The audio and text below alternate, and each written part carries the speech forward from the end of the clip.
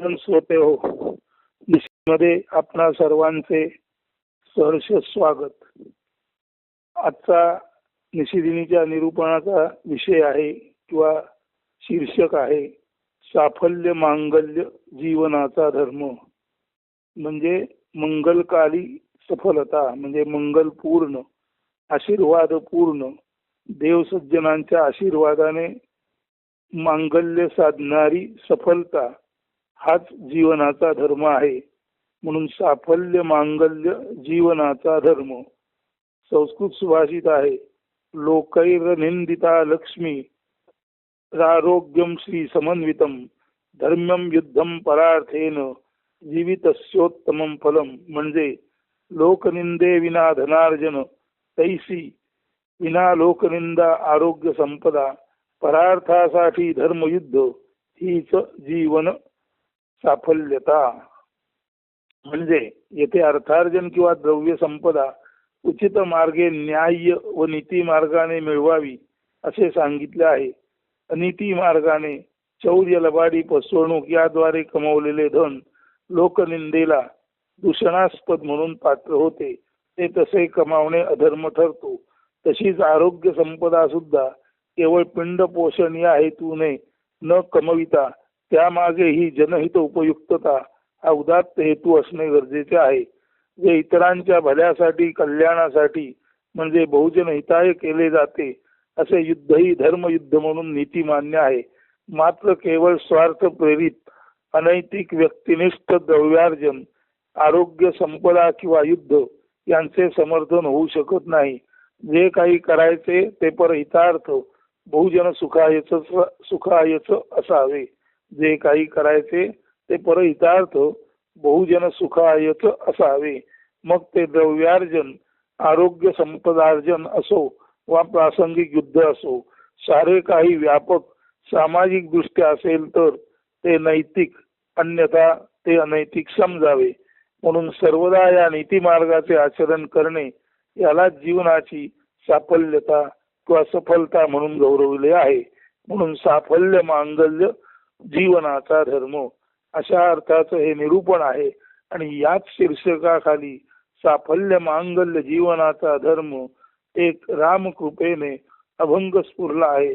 तो आपणाला म्हणून दाखवतो, अर्थ सांगतो आणि पुन्हा एकदा सरळ म्हणून हे निरूपण आजचे येथेच संपन्न करतो. तर साफल्य मांगल्य जीवनाचा धर्म ऐका. साफल्य मांगल्य जीवनाचा धर्म घ्यावे समजून याचे वर्म, जोडावे ते धन उत्तम व्यवहारे, उचित लोक कागा त्यासी खर्चावे. धनसंग्रहाचा केवळ नसावा तो लोभ, पडून राही ज्याचा ना कुणासही लाभ. तैसीच जपावी सुआयुरारोग्य संपदा, दिनदुबळ्यांसाठी जिचा आधार वाटावा. सुदृढ शरीर सुदृढ ती काया, लोकहिताविन जाऊ नये वाया. संत सज्जन साधू परार्थ करी जरी युद्ध, नसे ते निषिद्ध जाणे त्या नीती धर्म युद्ध. म्हणजे साफल्य आणि मांगल्य हा जीवनाचा धर्म आहे. आणि या जीवनाचा धर्म समजून घ्यायचा असेल तर साफल्य मांगल्य म्हणजे जीवनाचा धर्म, त्याचे वर्म म्हणजे रहस्य समजून घ्यावे. ते रहस्य कशात आहे? जोडावे ते धन उत्तम व्यवहारे, उचित लोक कागा त्यासी खर्चावे. उत्तम नीती मार्गाने धनसंपदा कमवावी आणि योग्य त्या, उचित त्या लोकहितार्थ त्याचा खर्च करावा. हा त्या धन कमवण्याचा हेतू आणि ते कसं खर्च करावं तेही सांगितलेलं आहे. आता धनासाठी धन म्हणून नुसतंच धन कमवत गेलं तर त्याला लोभ म्हणतात.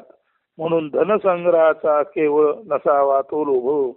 जो धनसंग्रहाचा लोभी असतो तो केवळ धन साठवतो, त्याचा ना वापरतो स्वतः करीत, ना इतरांच्या कल्याणासाठी करी तो त्याचा वापर करीत असे. म्हणून धनसंग्रहाचा केवळ नसावा तो लोभ, पडून राही ज्याचा ना कुणासही लाभ. केवळ धनासाठी धन साठवणे त्याला धनसंग्रहाचा लोभ म्हणतात. आणि असं धन साठवण्याचा लोभ जिथे आहे तिथे ते धन नुसतंच विनाकारण पडून राहतं, ज्याचा ना व्यक्तीला किंवा ना त्याच्या आजूबाजूच्या सगळ्या सोयऱ्यांना, समाजाला लाभ होत. म्हणून धनसंग्रहाचा केवळ ज्याला लोभ आहे असा व्यक्ती धनसंग्रह करतो, लोभापायी तो धनसंग्रह करतो, त्याचा तो वापर करत नाही, कारण धनसंग्रह करण्यातच त्याला आनंद वाटत असतो. तेव्हा असा धनसंग्रह केवळ पडून राहतो, त्याचा ना मला लाभ ना तुला लाभ, ते असं धन केवळ वायात जातं. म्हणून धनसंग्रहाचा केवळ नसावा तो लोभ, पडून राही ज्याचा ना कुणासही लाभ. तैसीच जपावी सुआयुरारोग्य संपदा, दीनदुबळ्यांसाठी जिचा आधार वाटावा. वैयक्तिक आरोग्य संपदा सुद्धा जी आपण ज्याची जपणूक करतो ती सुद्धा केवळ आपण सुंदर दिसण्यासाठी, आपण रुबाबदार दिसण्यासाठी, आपल्याच कौतुकासाठी तिचा वापर करू नये, तर आयुरारोग्य संपदा सुद्धा जी पाहून दीन दुबळ्यांना तिचा आधार वाटला पाहिजे. समाजातील दलित पीडित लोकांना, संत सज्जनांना वाटावं की माझ्या समोर हा जो सुआयुरारोग्य संपदा असलेला तरुण आहे तो मला निश्चितच मला जेव्हा अडचण येईल तेव्हा मदत करील. म्हणून तैसीच जपावी आयुरारोग्य संपदा, दीनदुबळ्यांसाठी जिचा आधार वाटावा. सुदृढ शरीर सुदृढ ती काया, लोकहिताविन जाऊ नये वाया. नुसतंच शरीर सुदृढ आहे आणि काया सुद्धा सुदृढ आणि सुंदर आहे आणि तिचा लोकहितासाठी वापर झाला नाही तर शरीर सुदृढता, कायेची सुदृढता हा सुद्धा एक तऱ्हेचा लोभच आहे.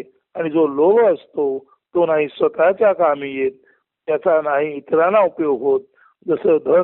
जसा धनलोभी असतो त्याचं धन नाही तो स्वतः वापरत ना इतरांसाठी खर्च करत, तसाच जो सुदृढ शरीर कायेमध्ये ज्याचा लोभ आहे त्याचं शरीर तो स्वतःसाठी सुद्धा वापरतो असं नाही तर इतरांसाठी तो काय वापरणार. म्हणून शारीरिक सुआयुरारोग्य संपदा सुद्धा तिचा संग्रह सुद्धा खऱ्या अर्थाने लोकहितासाठीच केला पाहिजे. म्हणून सुदृढ शरीर सुदृढ ती काया, लोकहिताविन जाऊ नये वाया. संत सज्जन साधू परार्थ करी जरी युद्ध, संत सज्जन साधू अशा परार्थ म्हणजे अशा इतरांच्यासाठी, इतर जनाच्या हितासाठी जरी युद्ध केले तरी नसे ते निषिद्ध जाणे त्या नीती धर्म युद्ध. तरी ते युद्ध निषिद्ध नाही, ते युद्ध आणि तीच नाही, ते युद्ध नीती युद्ध आहे, धर्मयुद्ध आहे. म्हणजे धर्म रक्षणार्थ आणि सत्य रक्षणार्थ, साधू संतांच्या रक्षणार्थ केलेलं युद्ध हे निषिद्ध नसतं. असा जो रामाला वशिष्ठाने उपदेश केलेला आहे त्याचं निरूपण करता करता आजच्या सुप्रभाती वशिष्ठ महामुनी आणि रामकृपेच्या योगाने स्फुरलेलं हे काव्य तुम्हाला अर्थ सांगून झाला. आता परत एकदा साफल्य मांगल्य जीवनाचा धर्म हे काव्य तुम्हाला सरळ वाचून दाखवतो. साफल्य मांगल्य जीवनाचा धर्म, घ्यावे समजून याचे वर्म, जोडावे ते धन उत्तम व्यवहारे, उच्च लोक काजा त्यासी खर्चावे. धनसंग्रहाचा केवळ नसावा तो लोभ, पडून राही ज्याचा ना कुणासही लाभ. तैसीच जपावी सुआयुरारोग्य संपदा, दीनदुबळ्यांसाठी जिचा आधार वाटावा. सुदृढ शरीर सुदृढ ती काया, लोकहिता विन जाऊ नये वाया. संत सज्जन साधू परार्थ करी जरी युद्ध, नसे ते निषिद्ध जाणे त्या नीती धर्मयुद्ध. तेव्हा रामाला जीवनाचा साफल्यतेचा मांगल्यतेचा जीवनाचा धर्म जो सांगितला आहे तो आज आपल्या निरूपणामध्ये साफल्य मांगल्य जीवनाचा धर्म या मूळ संस्कृत सुभाषिताचा मराठीत पद्य रूपात अर्थ सांगून निरूपण करून आणि शेवटी साफल्य मांगल्य जीवनाचा धर्म हे एक सुरेख काव्य आपल्या पुढे प्रस्तुत करून रामकृपेने आजचं हे निशिदिनीचं निरूपण येथे संपन्न करीत आहे. अस्तु धन्यवाद. सुदिन सुप्रभात.